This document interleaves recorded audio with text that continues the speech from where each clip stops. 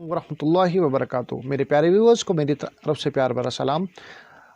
जैसे मेरे व्यूअर्स को पता है कि कल हमने बात की थी आरटीए एक्ट के कौन से पावर्स देता है एक कॉमन पर्सन को, लेकिन आज हम बात करेंगे आरटीए एक्ट कैसे एक आम इंसान की हेल्प कर सकता है। एक आरटीए एप्लीकेशन सबमिट करने के बाद कि कौन कौन सी कैसी आपको हेल्प मिल सकती है। आरटीए के यूज़ करने के बाद आप ये जान सकते हो कि गवर्नमेंट आपकी क्या सर्विस रख रही है, जो कि आपका बेसिक राइट है। फॉर एग्जांपल अगर मैं आपको एक मिसाल दे देता हूँ। आपने किसी जगह एप्लीकेशन सबमिट की है कि हमारी इलेक्ट्रिक कनेक्शन के लिए, लेकिन कुछ डिले होने के बावजूद वो आप तक सर्विस नहीं दे पा रहे। आरटीए एप्लीकेशन सबमिट करने की वजह से आप वो जान सकते हो कि वो डिले क्यों हुआ। और आरटीए एक्ट ऐसा बड़ा लीगल टूल मैं समझता हूँ जैसे कि बहुत बड़े करप्शंस को आगे लिया गया। फॉर एग्जांपल मैं आपको मसलन दे देता हूँ। दिल्ली के एक एनजीओ है, उसने एक सोशल सर्वे किया, तो उसके अंदर उन्होंने पाया कि उन्हें बड़ी करप्शन का सामना हुआ दिल्ली को। उन्होंने एक सोशल ऑडिट किया था जिसके अंदर 68 कामों का जायज़ा लिया गया। वो एक कॉन्ट्रैक्ट निकाला गया था, जैसे कि उस कॉन्ट्रैक्ट के पेपर्स के अंदर लिखा गया, पर वो ज़मीनी सतह पे नहीं था। करीबन 10 कॉन्ट्रैक्ट के अंदर 24 water pump hand pump with motor लगने इलेक्ट्रिक मोटर्स लगने थे उनके साथ, लेकिन बदकिस्मती के साथ उसमें से 14 ही इंस्टॉल हुए थे। 253 ड्रेन्स के ढक्कन लगाने थे, लेकिन करीबन 30 ही ढक्कन लगाए गए। और इस दिल्ली बेस एनजीओ ने काम किया, यूँ ही उन्होंने सोशल ऑडिट किया। उन्होंने पाया कि इसके अंदर बड़ी करप्शन है। टोटल एक 68 पब्लिक वर्क्स थे जिनका वर्थ 1.3 करोड़ रुपीज़ था, लेकिन उसमें से 70 लाख मिसिंग थे। जैसे कि एक बहुत बड़ा करप्शन का बना था उस समय पे, तो वहाँ के वो जो उसके फाउंडर्स थे और बाकी मेंबरान थे वो वहाँ के चीफ मिनिस्टर मिले। ये एक ऐसी मिसाल है कि जैसे उससे उन्होंने पता लगाया कि थ्रू आरटीआई कि क्या हो रहा है।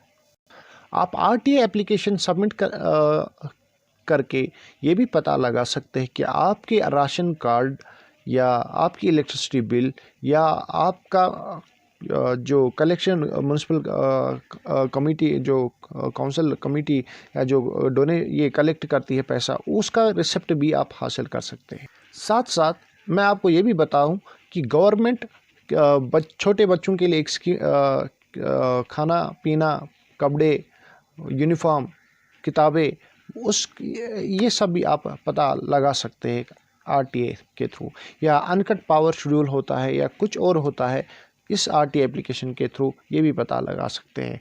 रिसेंटली लास्ट ईयर एक वाइफ ने हस्बैंड के डिपार्टमेंट में आरटीए सबमिट किया था। उसे उन्होंने बताया था कि मेरे हस्बैंड की कितनी सैलरी है, तो पूरे हिंदुस्तान में लागू है।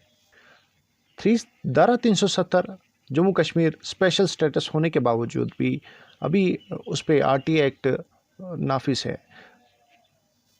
पहले एज लॉ कहने के मुताबिक आरटीए एक्ट यहाँ लागू नहीं हुआ किया करता था, लेकिन स्पेशल स्टेटस हटने के बाद आरटीए एक्ट के जितने भी सारे सेंट्रल्स के लॉ है वो उस पर एप्लीकेबल हुआ किया करते हैं।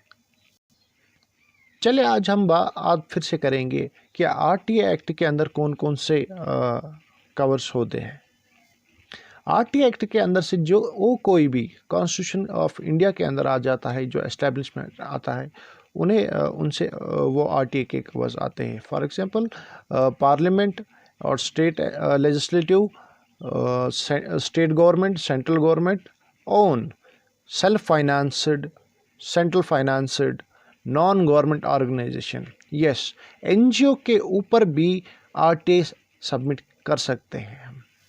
लेकिन जैसे मैं आपको बार बार बता रहा हूँ कि कुछ ऐसे एजेंसीज है जिन्हें हम आरटीए एक्ट के अंदर से कवर नहीं हो रहे हैं। वो कुल 18 सेंट्रल सिक्योरिटी एजेंसीज है, इंटेलिजेंस है, ऑर्गेनाइजेशन है, जिन्हें जिन पे आरटीए एक्ट ये एप्लीकेबल नहीं होता है। जैसे कि मैंने आपको बताया कि जो मालूमात की मतलब आरटीए एप्लीकेशन जो ही आपके पास भेजते हैं उसका एक जवाब कुना अफसर रखा गया होता है, जिसको हम पीआईओ या एपीआईओ कहते हैं।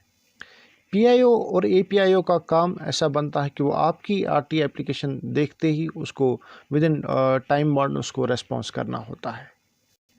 ये जो पीआईओ होता है, इसकी रिस्पॉन्सिबिलिटी होती है आपकी एप्लीकेशन को प्रोसेस कराना। तो पीआईओ जो होता है वो central, state and local administration level का भी होता है।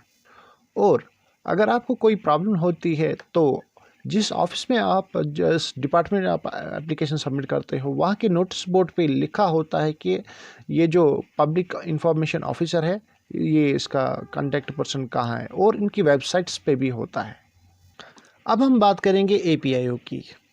एपीआईओ को सब डिस्ट्रिक्ट और सब डिविजनल लेवल पे रखा गया होता है, और उसका काम ये होता है कि वो पीआईओ को एप्लीकेशन फॉरवर्ड करे with in 5 days. 5 days period उनका रहता है, और वो भी 5 डेज़ पीरियड तब रहता है जब उनको एप्लीकेशन रिसीव होती है। उस दिन से लेकर अगले 5 दिन तक उन्हें विद इन 5 डेज़ उनको एप्लीकेशन ट्रांसफ़र करनी होती है। और इंफॉर्मेशन के ज़िम्मेदार दरअसल पब्लिक इंफॉर्मेशन ही रहते हैं, लेकिन अगर आपके आरटीए एप्लीकेशन ऐसी सुविधा आसान रहती है तो वो एपीआईओ की ज़िम्मेदारी बनती है कि वो उसको डिस्क्लोज़ करे। और तमाम जो एडमिनिस्ट्रेशन की ज़िम्मेदारी होती है कि वो हर एक डिपार्टमेंट में पीआईओ और एपीआईओ को तैनात करे। अब हम बात करते हैं चीफ़ इंफॉर्मेशन कमिश्नर की या इंफॉर्मेशन कमिश्नर की। चीफ़ इंफॉर्मेशन कमिश्नर सारे इंफॉर्मेशन कमीशन का ये हेड रहते हैं, और information commissioner chief information commissioner बन सकते हैं, लेकिन chief information commissioner down post पे नहीं जा सकते हैं जी। और इनका काम है कि अगर आपको कोई जवाब ना दे तो पीआईओ, एपीआईओ, सीपीआईओ को हिदायत दे इनकी रिक्वेस्ट को डिस्क्लोज़ करे।